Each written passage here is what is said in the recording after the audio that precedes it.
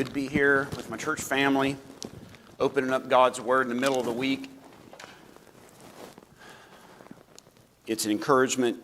You guys are encouragement to me. It's just cool that we love the same things. We love listening to God and letting Him mold us and shape us. And we need each other. We need God. We see the wisdom of God in the design of the church. You just can't thrive without support. We are created to be with each other, not alone. We've been studying Christian Zeal. Nathan, you're in summer school, right? Are you really into your classes? Are these prerequisites? That's like a bad word to say, right? Prerequisites. Right, Betsy, is like nothing worse than saying I got prerequisites, because that just means boring. It means you're not into it, you can't stand it, you're just putting the time in, right? But eventually you'll get into a class that you just like, I'm all about it. Isn't it easier when you have enthusiasm for a class? Doesn't it just make it, you don't mind studying, right, Nathan? You don't mind putting in the time. Christian zeal is kind of like that. It's our fuel, right? We desperately need Christian zeal. What's the opposite of zeal? Huh? Apathy. What, on a scale of apathy to zeal, Nathan, where are you at on summer class? Closer to apathy? Okay, I get it. So one thing we cannot allow to happen is our Christian walk to be apathetic. We must develop zeal. That's what we've been studying. We have got to catch fire. In fact, fire is the metaphor God uses ubiquitously, 50-cent word, Bree, throughout the Bible to tell us about zeal. We need to, I don't know who said this once, but I think it was some famous preacher. He said that every Sunday he lights himself on fire, and then people rush close to him to watch him burn. And what he means by that is the zeal he has for God. So last week, Lee brought our lesson. We're walking through this book. I hope you guys have a copy. You can recognize it underneath the stickies. There we go. Lifelong zeal. That's what we need, lifelong zeal. We've gotten everybody a copy. If you don't have a copy, we'll get you one. But study it. We're on chapter 5. Lee covered chapter 4, and we're going to study chapter 5. We need a Christian zeal that does not fizzle out. What happens when it fizzles out? We don't get anything done, right? Everything's a chore. Sitting in the pew becomes a chore, and that's where your Christianity ends often.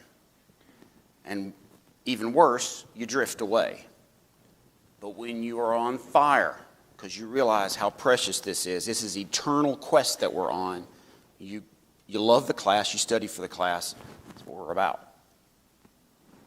This is exciting. I'm on a journey, you're on a journey to become like Christ. What an awesome lifelong goal that we're on. I want the 2025 version of Eddie to be very different than the 2024 version, and so forth.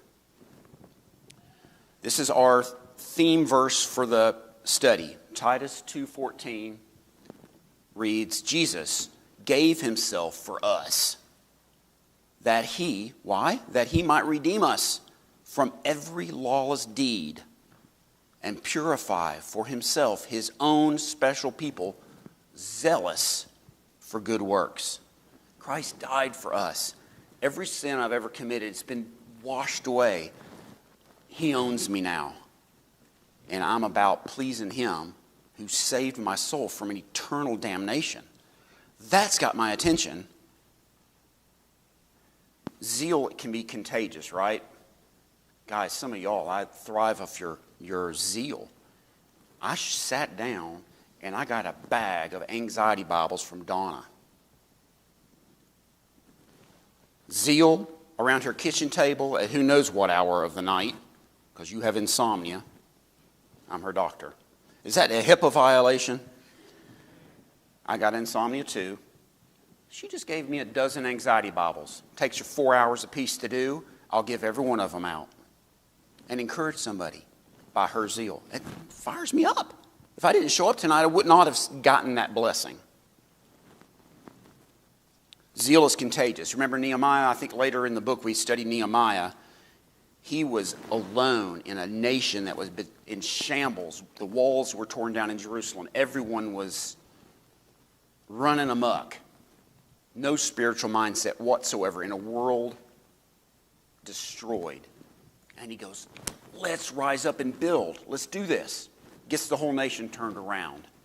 52 days he builds the wall, and Ezra and Nehemiah work on spiritually rebuilding the nation of Israel as well.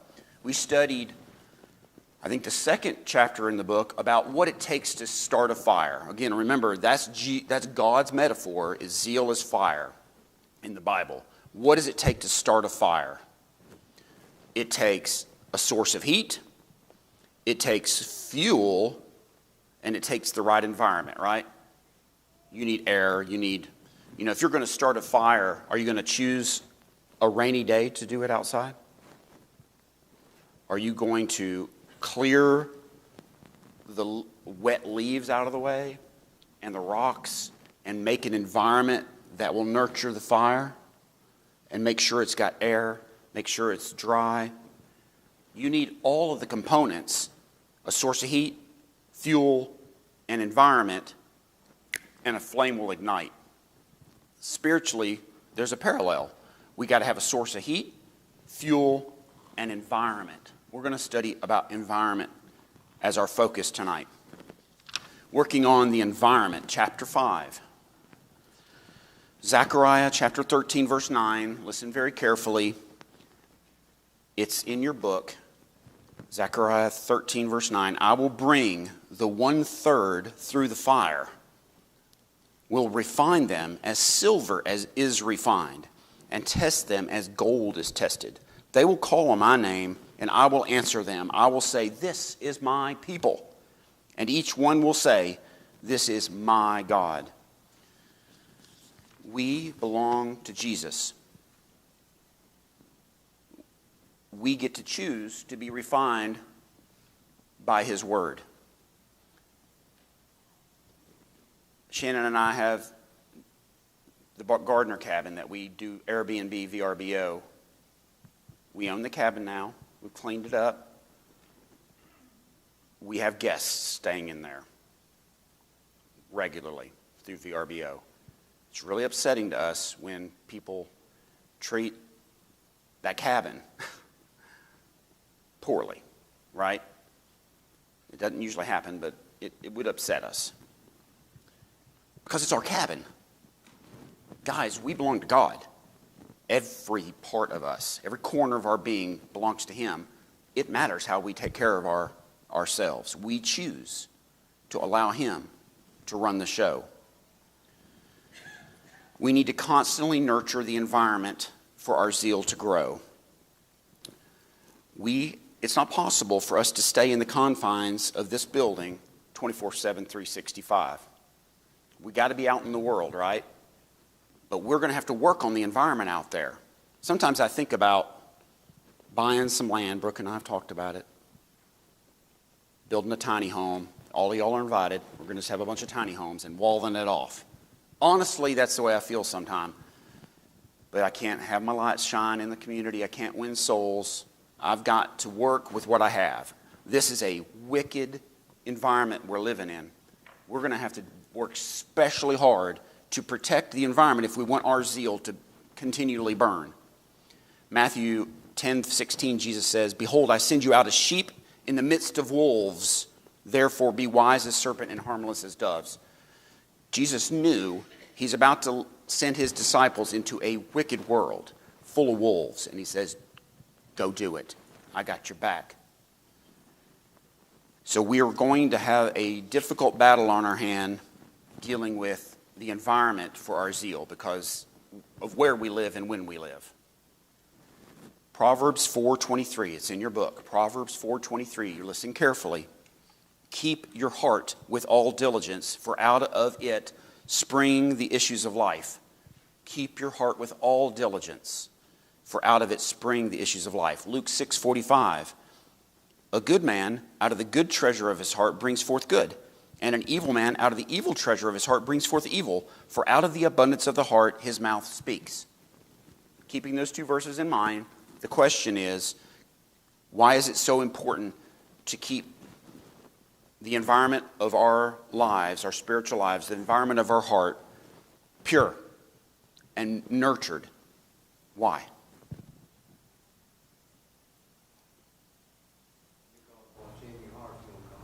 Because what's in your heart is going to come out. So with Will's Devo, his pencil cup analogy, I don't know about y'all, but when I was baptized, it wasn't exactly like that. It wasn't like a bunch of pencils, boom, empty cup. It was more like, why won't those pencils come out of the bottom of this cup? And I just had to get a knife and scrape it, and it just stick like super glue. And it's been my life experience that it isn't like that. It's a work in progress, but absolutely true. We have to empty our hearts out of, get the environment right if we're going to catch fire, and we're going to have zeal that we need to be lifelong. So we're going to look at the example of Josiah. Yes, sir, Brother Raymond. And always remember, it's not this heart we're talking about, it's this one up here. Yes, sir. Biblical hearts, we would, in 2024, call it the mind, right? Absolutely. One and the same. So we have a lot of phenomenal examples of zeal here in this congregation. Get to know people and you will see it, and it will wear off on you and rub off on you. We have ample examples of zeal in the Bible for us to follow. And we're going to look at one of my favorite examples is King Josiah. So everyone turn their Bibles to 2 Kings 23. There's a parallel story in 2 Chronicles 34, which we will not look at, but we're going to focus on 2 Kings 23. Let me give you some backstory if you don't know King Josiah. King Josiah became king at age 8. Why? Because his dad, Ammon, was so wicked, his own servants in his own household killed him. Josiah, well, maybe he's got a good granddad to look up to. No, his granddad was Manasseh, who sacrificed his children to false gods. Wicked, wicked, wicked. You got to go back to his great-grandfather before you have anybody worth their salt, Hezekiah, and he was dead long before Josiah showed up on the scene. He's got nothing but bad influences in his life. His family is a disaster. What a horrible start in life.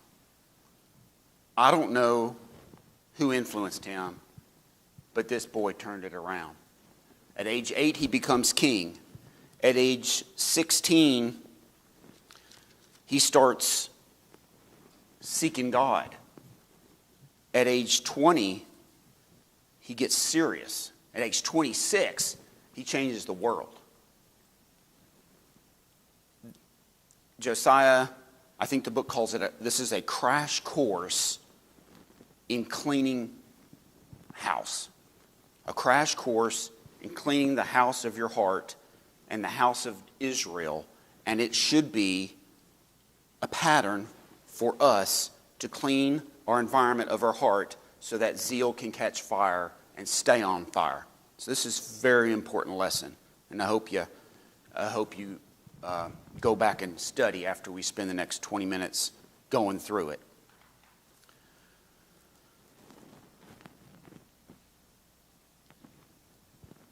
Most young people, unlike Josiah and Bree and Noah and Eli, and many of our youth, in America, most young people do the opposite of what Josiah did as a young man. 2 Timothy 2:22 says, flee youthful lusts. Flee youthful lust. And what does it say? Comma, pursue righteousness, love. I think it says peace. Josiah somehow broke the mold and did absolutely opposite of what everyone else was doing and pursued righteousness in a vacuum. In a spiritual vacuum. So that just picture the environment of his day. We're talking about Jerusalem. The nation of Israel, which God told them they were going to deliver the Messiah into the world, they were the chosen people. They were blessed. They had the law. They had God's protection and blessings, had become so corrupted by the nations around them that the Bible indicates they're actually worse than the nations around them. They have adopted that much of worldliness. Now, do you think that they thought they were heading to hell? No way. You meet an average Jew in Josiah's day on the street, they say, I'm a child of God.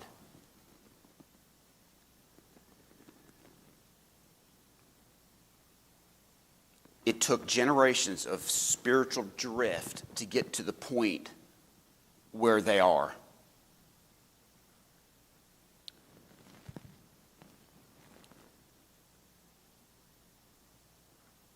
And then Josiah turns it around. So we're going to power through this chapter.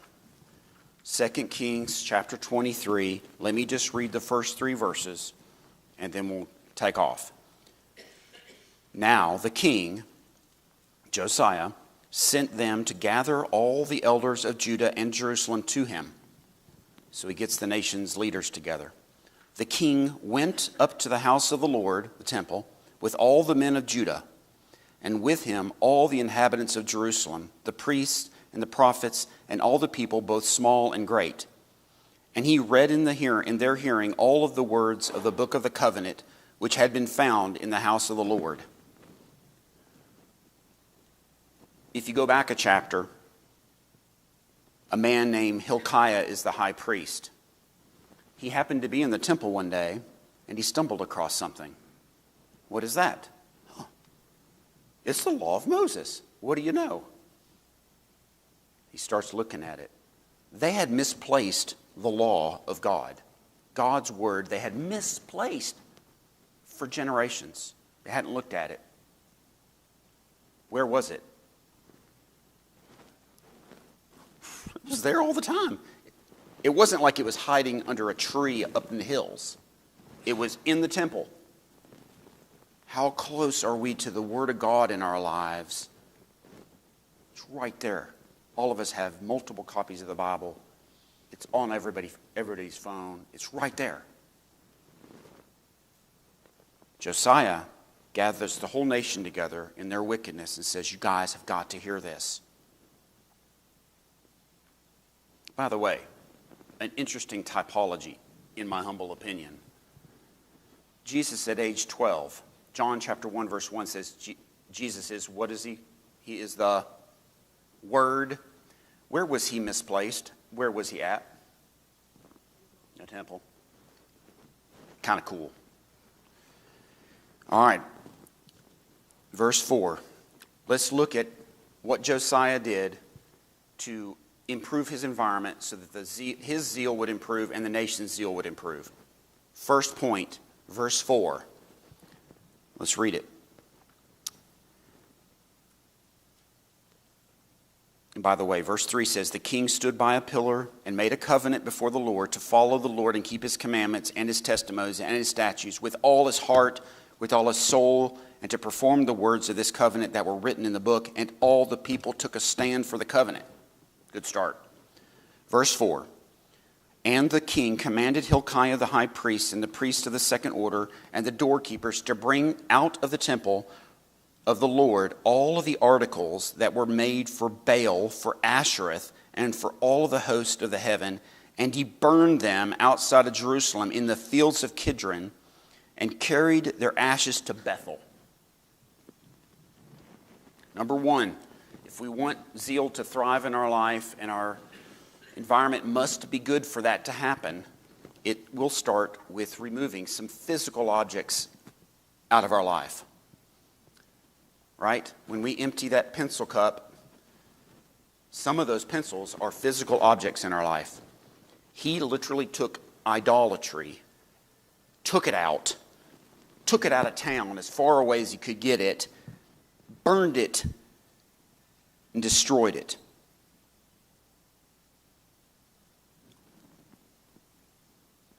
What are some objects, if we want to start letting God fill us with that empty pencil cup and make the environment right and pure so that he can move in, what are some physical objects sometimes Christians have to let go of to make our environment right for zeal to catch? Throw some ideas out. Okay, a job. Let's talk about physical objects first. Getting ahead of me. He'll get. Sorry? Alcohol. Absolutely. Forms of entertainment that are not godly. Okay. Alcohol. Sorry? Well, we're talking about physical objects. First, stage one. Yes. Phones or computers, which Anastasia says phones or computers. Okay. I like that. is a form of idolatry if you use them over and over and over and over again and don't give enough time to God. Exactly. Anastasia is brilliant. So if you're up looking at reels on your phone till 1 in the morning on a Saturday night and you're like, I'm too tired to go worship, what has that reel become? What has your phone and computer become? An idol, because it took the place of God. You gave your energy and attention to a phone. I have people rarely, it doesn't happen often, come to me and say, Dr. Kuhl, I got a porn addiction. Like the first couple of times that happened, I just didn't know what to say. I'm like, but after a while, I'm like, I got a solution for you. Take the computer, smash it into bits. If it's causing you to stumble, eliminate that physical object that's standing in your way. What about a book? What about anything that stands in the way as a stumbling block? Eliminate it. Luke 17 verse 1 says, now he, Jesus, said to his disciples, it is inevitable that stumbling blocks come, but woe to the one through whom they come. Better a millstone were hung around his neck, and he was cast into the sea. You guys, I love this story in Acts chapter 19. A bunch of new Christians, they're like, speaking of books, they were into entertainment, right? They were into, the scene was, they got a lot of entertainment out of sorcery and witchcraft. It probably was entertaining to them, most likely, right? In Acts chapter 19, verse 19, the Christians got together, said, hey, we got to get rid of this stuff out of our lives. It is stifling our zeal to hang on to it. They gathered together all the books that were wicked, put them in a pile, and lit them on fire. They burned them. You know how much those books were worth? It says in the Bible, 50,000 pieces of silver. And you say, why didn't they just sell it at the local pawn shop? Or say sell it on Facebook Marketplace? They could have given that money to the poor. Well, what's the problem with that logic? You ever had a garage sale and say, well, look at all these old DVDs. I should never have watched them. Let me make some bucks out of them. What would a better choice have been if you have a DVD or a book or a CD or a music that you should never have purchased as a Christian, and you say, well, let me make a couple bucks off it at a garage sale? What's the problem with that logic with the verse I just showed you? You got somebody else to sin. You're a stumbling block to them. Millstone around the neck in the sea. We need to realize, cut your losses, put them in a pile in the backyard, set them aflame. That's the biblical pattern. Do the radical if you want zeal to take off in your life. Second point, verse 5. Let's read it. Then, if that wasn't enough, taking the articles, the physical articles out of the temple and burning them, then he's not done. he removed the idolatrous priests, whom the kings of Judah had ordained to burn incense on the high places in the cities of Judah and in the places all around Jerusalem, and those who burned incense to Baal, to the sun, to the moon, to the constellations, and to all the host of heaven. Number 2, he got rid of the people that was promoting sin. He got rid of things, then he set his eyes on the people. And unfortunately, their world was so wicked, they were celebrating and even making religious leaders out of some people that were celebrating sin. Guys, we have that in Blount County. I've spoken to female preachers who promote homosexual sin in their congregation and advertise and say, come on, we're accepting, we're loving. No, they're not. That is not love. To lead somebody to hell. It's the opposite of love. We need to get people out of our lives that stifle our zeal. Sorry, that may mean you have very few friends. It could be that way. That should drive you into the arms of a loving church, is what I think. But you may have to make some serious decisions about your cohorts, correct? I had a Bible study with a young woman yesterday. I was trying to think when it was. She says, it's amazing what God is doing. He's removing all these people out of my life so that and I'm focusing on him. I thought, bingo. It's exactly right. If you allow God to remove obstacles and understand that's necessary. I tell people in the jail ministry all the time, when you leave here, are you going back to the same group of friends? Because that ain't going to work.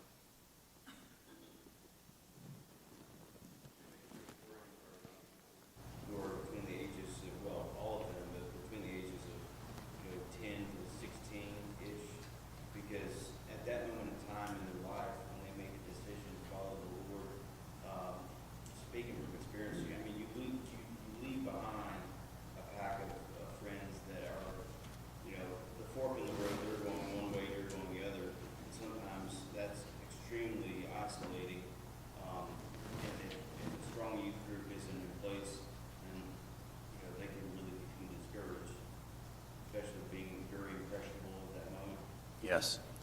It is painful. It's painful to lose best friends and relationships. Yes, Deborah.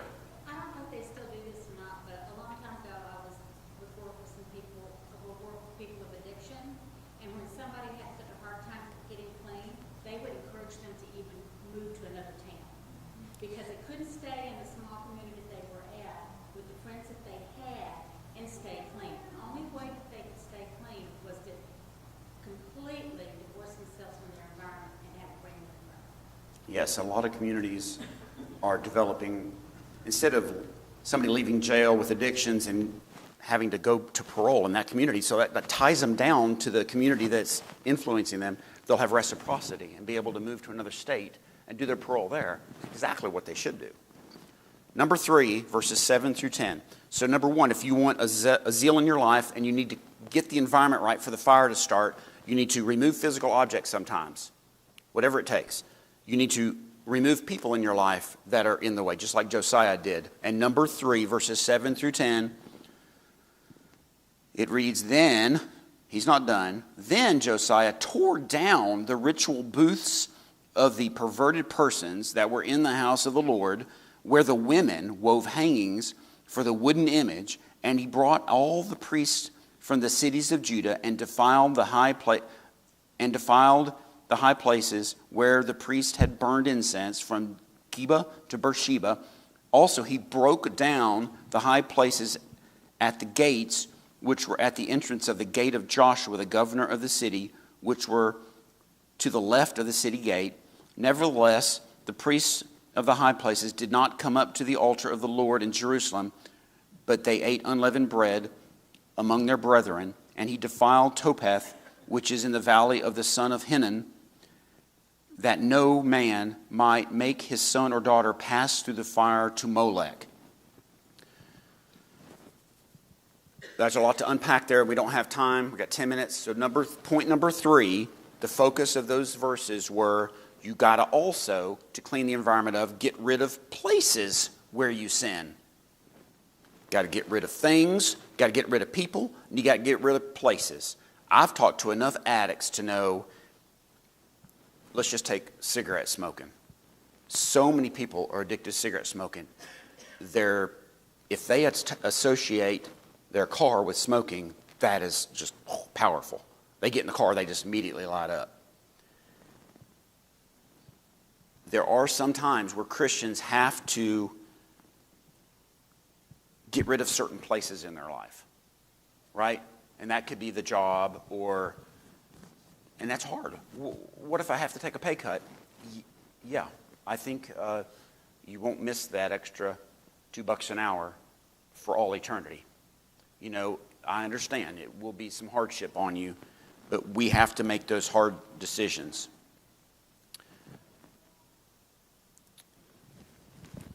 Any comments there? If you are an alcoholic, you shouldn't go to a bar or a restaurant with a bar. If Josiah, I was talking to one of my partners today, and I was telling him about Josiah, and I said, what if Josiah were running for president? I wish I had a third option. But let's say Josiah 2024. What do you think he would do on day one of office? I'm just curious.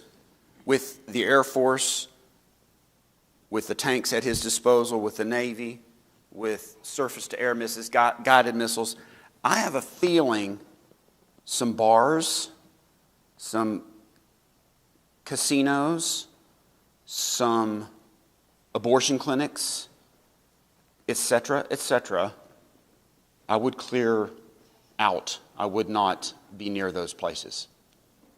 Because day one would be explosive.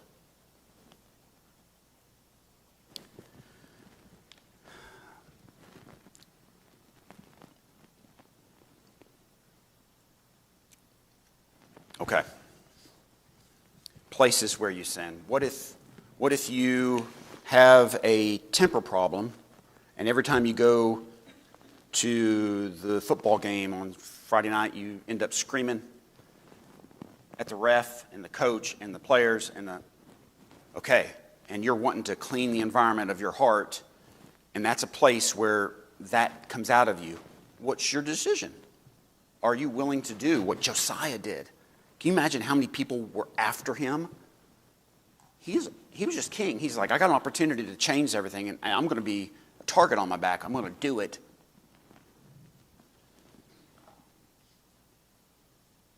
If you are a girl and a woman and you're prone to gossip, and every time the girls have their girls' night out and go to a restaurant, that's what they do is gossip, and you're trying to purify, and you need to get rid of that place out of your life and your heart, what should you do? I got an idea. What would Josiah do? Remember, he's a type of Christ, as many of our characters are. Next, number 4, verse 11. Then, he's not done, then he removed the horses. Okay, that should be good. Then he removed the horses that the kings of Judah had dedicated to the sun at the entrance to the house of the Lord by the chamber of Nanath-Melech, the officer who was in the court. He burned the chariots of the sun with fire. I looked this up because this one confused me a little bit, and there's debate. Are these live horses? Are these statues of horses? Because they were worshiping the sun god, and they believed the sun was brought across the sky by this chariot. It was just chaos in their religious thinking. And it was right at the temple. And Josiah's like, no, gone. So our book says that we need to get rid of, what did he call it? Passing benefits. So it's a little bit of a stretch. I had to really try to understand what the author was saying, but in the chapter he's saying, Why didn't he just repurpose the horses? You know, they're horses. They could have used them to do other things. Farming. Why did he, but the author of the chapter says, while there may be some passing benefits to keep certain things around, they still could zap our zeal. Like music. I guess music, like sometimes, have you ever just liked a song because of the beat and the tune, but the words are just awful? And you're like, well, I'm just enjoying it. There's a little benefit. I'm getting some enjoyment out of the music. Well, if it's got an association of wickedness, and you're trying to clear your soul and clear your heart so that zeal could catch fire, do the radical. Josiah did the radical. Sir. About music, I can't say this word right, Subliminal. You can say, I'm just listening to the beat, but you're listening, you're hearing those words. You may not think you are, but you are. Yes, I don't disagree. And again, it's that pencil cup. I am trying my best to get that. These are things like, there are some movies that 90% of the movie is just drop dead hilarious. And then there's a scene that's put in front of me that I should never laugh at, associate with. The right answer is to not watch the movie.